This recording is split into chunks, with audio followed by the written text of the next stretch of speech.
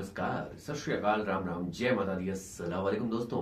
मैं हूं आरती सागर। आज मैं हूं लेकर के शो वॉइस ऑफ यूथ। जैसा कि आपको पता होगा, अगर आप एक रेगुलर लिसनर हैं, कि इस शो में हम लोग हर बार एक एक्सपर्ट यहाँ पर लेकर आते हैं अपने साथ, और स्टूडियो से काफी सारी चीजें हम डिस्कस करके आप लोगों तक पहुंचाने की कोशिश करते हैं, so that you get a skill, you get to know about new things, new topics. ऐसा ही हमारा आज का शो होने वाला है। आज के हमारे मेहमान हैं मिस्टर सैंडी खंडा। सैंडी खन्ना के बारे में थोड़ा सा मैं आपको बताना चाहूंगा। ग्रीन पेंसिल फाउंडेशन जो है रन करते हैं, इसके बारे में बात करेंगे। बेसिकली जो गवर्नमेंट स्कूल्स हैं उनकी लाइब्रेरीज को आई गेस ये उसको ई बुक्स में कन्वर्ट करते हैं, ई लाइब्रेरीज में उसको कन्वर्ट करते हैं। तो काफी इंटरेस्टिंग एक टॉपिक है जहां पर हमें कम्युनिटी के लिए काम भी नजर आता है और टेक्नोलॉजिकल इन्वॉल्वमेंट भी नजर आता है। तो चलिए शुरुआत करते हैं अपनी शो की, और सबसे पहले स्वागत करेंगे सैंडी का। So hi Sandy, welcome to our show. शुक्रिया सागर, जैसा कि आपने इंट्रोडक्शन कराया मेरा, तो मैं ब्रीफली बताना चाहूँगा हर एक इनिशिएटिव के बारे में। जैसा कि आपने लाइब्रेरी का जिक्र किया, ये एक हमारा एक इनिशिएटिव है। ऐसे कई सारे इनिशिएटिव हैं जो हम चला रहे हैं पिछले कई सारे सालों से फरीदाबाद, गुड़गांव और दिल्ली एनसीआर में। ओके, प्लीज बताइए। सबसे पहले तो मुझे ये बताइए, ग्रीन पेंसिल फाउंडेशन करती क्या है? ग्रीन पेंसिल फाउंडेशन की अगर मैं बात करूं सागर जी, सो ग्रीन पेंसिल फाउंडेशन 2019 में ये संस्था मैंने ही शुरू की थी, जिसका मुख्य उद्देश्य पर्यावरण के ऊपर काम करना और साथ में हेल्थ के ऊपर काम करना। क्योंकि कहीं ना कहीं हम देखते हैं पर्यावरण और हेल्थ दोनों ही चीजें एक दूसरे से जुड़े हुए हैं। तो उन दोनों चीजों को सोचते हुए मैंने एक इंटीग्रेटेड अप्रोच के साथ एक संस्था शुरू की, ग्रीन पेंसिल फाउंडेशन 2019 में, जिसका मुख्य उद्देश्य यही था पर्यावरण के ऊपर काम करना और स्वास्थ्य के ऊपर काम करना, जिसमें हमारे अलग अलग इनिशिएटिव या प्रयास आप कह सकते हैं जो हम चला रहे हैं। अगर मैं पर्यावरण के ऊपर बात करूं तो वन होम वन ट्री एक हमने पहल शुरू की थी 2019 में ही। उसके अलावा सस्टेनेबल प्रैक्टिसेस वर्कशॉप्स जो हम स्कूल्स एंड कॉलेजेस में चला रहे हैं, जहाँ पे हम बच्चों को सेंसिटाइज कर रहे हैं, यूथ को सेंसिटाइज कर रहे हैं कि कैसे वो सस्टेनेबल लाइफ अडॉप्ट करके कैसे वो कार्बन एमिशन को कम कर सकते हैं, या फिर ग्रीन हैबिट्स अपना सकते हैं, जैसे कि मेटल बोतल का यूज करना instead of single use plastic बोतल, क्लॉथ बैग का यूज करना इंस्टेड ऑफ पॉली बैग्स। आप फ्रूट्स या सब्जी वेंडर से जब आप सब्जी और फल लेने जाते हैं तो हम बहुत सारी पॉलिथीन घर में लेके आते हैं, तो उसमें बहुत बड़ा इशू ये है कि वो बायोडिग्रेडेबल नहीं है। और दूसरी जब बात कचरे निवारण की आती है, तो इंडिया में भी वैसा इंफ्रास्ट्रक्चर नहीं है। इंडिया में टोटल ओवरऑल जो हम प्रोड्यूस करते हैं single use plastic and polythene pollution, उसका केवल हम 50 से 60% ही रिसाइकिल कर पाते हैं।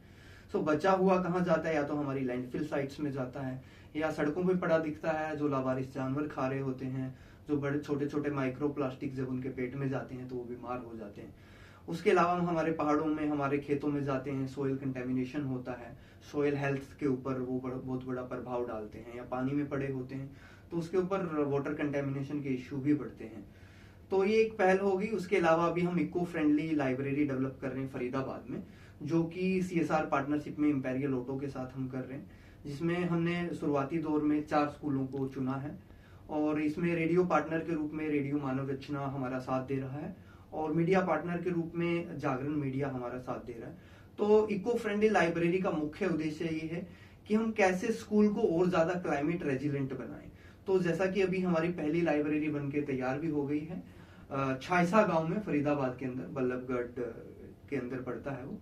और ये लगभग फरीदाबाद से 20 किलोमीटर दूर रिमोट एरिया में एक गांव है, जहाँ की ज्यादातर पॉपुलेशन खेती बाड़ी पे डिपेंड है।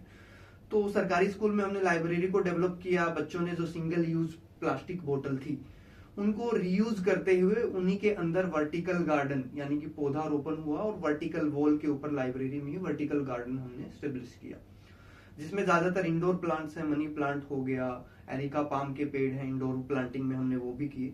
लाइब्रेरी के अंदर ही हमने sanitary pad vending machine install की जेंडर के इंक्लूजन के लिए, सो दैट अगर किसी लड़की को पीरियड्स होता है तो बेझिझक पैड यूज कर सकती हैं और कोप अप कर सकती हैं पीरियड्स के साथ अपने स्कूलिंग में या स्कूल टाइम में।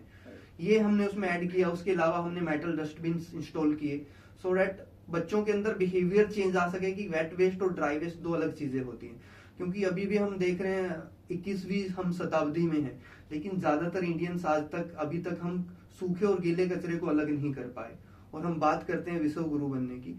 तो कहीं ना कहीं ग्रास रूट पे जाके, रिमोट एरियाज में जाके, गांव में जाके, जहाँ एनजीओ नहीं जाते हैं, जहाँ बड़ी बड़ी अथॉरिटी नहीं पहुंचती हैं। उद्देश्य है कि ग्रीन पेंसिल फाउंडेशन संस्था के माध्यम से हम ऐसे गांव में जाएं, फरीदाबाद हो या गुड़गांव हो या दिल्ली हो, जहां पे हम एक्चुअल में ही जो ग्रास रूट इश्यूज हैं, क्लाइमेट से जुड़ा हो या हेल्थ से जुड़ा हो, उससे जुड़े इश्यूज के ऊपर हम काम कर सकें। हेल्थ की अगर मैं बात करूं, ग्रीन पेंसिल फाउंडेशन संस्था एक मुहिम चला रही है। मुहिम का नाम है पीरियड्स ऑफ प्राइड, जिसके माध्यम से हम सस्टेनेबल प्रैक्टिसेस वर्कशॉप के अलावा मेंस्ट्रुअल हाइजीन मैनेजमेंट के ऊपर वर्कशॉप्स कंडक्ट करते हैं। एडोलसेंट्स जो गर्ल्स हैं, इवन मेल सेक्शन के लिए भी स्कूल्स में, कॉलेजेस में, सो दैट वो अवेयर हो सके मेंस्ट्रुअल हाइजीन मैनेजमेंट के बारे में।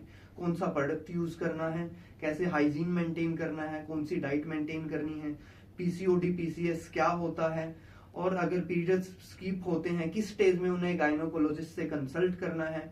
उसके अलावा कौन सा पैड राइट है उनके हेल्थ पॉइंट ऑफ व्यू से, क्योंकि हम देख रहे हैं सैनिटरी पैड में बहुत सारे केमिकल्स एंड टॉक्सिन्स यूज हो रहे हैं, इवन उनमें सिंगल यूज प्लास्टिक का पार्ट होता है। अगर आप रिमोट लोकेशन के किसी गांव में जाएंगे जहां पे एमसी नहीं है, तो उनके लिए वेस्ट एक बहुत बड़ा प्रॉब्लम है। अगर वो single use sanitary pad use कर रहे हैं जिसमें प्लास्टिक है, तो वो अल्टीमेटली उसका जो वेस्ट जनरेट हो रहा है वो खेतों में जा रहा है या लैंडफिल पे जा रहा है, क्योंकि वहां पे एमसी नहीं है, गाँव का अपना कोई वेस्ट मैनेजमेंट सिस्टम नहीं है जो सिटीज में होता है।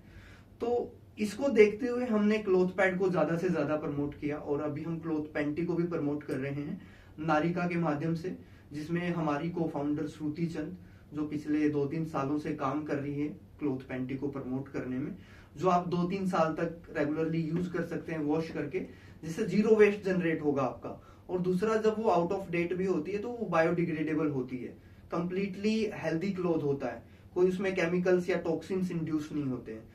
तो ये बहुत अच्छी चीज है। उसके अलावा मेंटल हेल्थ के ऊपर हमारा एक प्रयास चल रहा है, प्रोजेक्ट मेंटल हेल्थ के ऊपर, project happiness. So project happiness के माध्यम से हम लोग स्कूल्स में काउंसलिंग कंडक्ट करते हैं। काउंसलिंग के साथ साथ हम बच्चों को सेंसिटाइज करते हैं मेंटल हेल्थ के बारे में, क्योंकि बहुत सारी बातें ऐसी होती हैं, चाहे करियर हो चाहे बाकी चीजें हों, उन चीजों को लेकर वो थोड़े से हेजिटेट होते हैं कि पेरेंट्स से भी शेयर नहीं कर पाते हैं, विद इन स्कूल नहीं शेयर कर पाते हैं टीचर्स के साथ। तो उन सब चीजों को देखते हुए हमने प्रोजेक्ट हैप्पीनेस की शुरुआत करी, ताकि हम लोग ज्यादा से ज्यादा मेंटल हेल्थ के ऊपर भी काम कर सकें। जी, सो वंडरफुल, सो वंडरफुल।